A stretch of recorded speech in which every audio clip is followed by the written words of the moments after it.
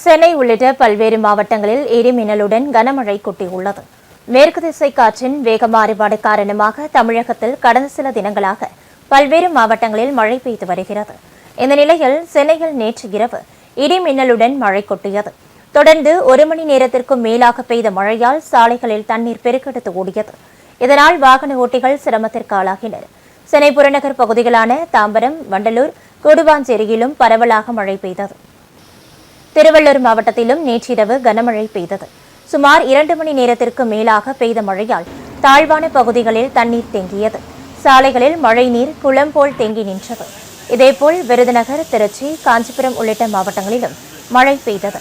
இதனிடையே வரும் 19ஆம் தேதி வரை தமிழகம் மற்றும் புதுச்சேரியில் மழைக்கு வாய்ப்பு இருப்பதாக வானிலை ஆய்வு மையம் கூறியுள்ளது.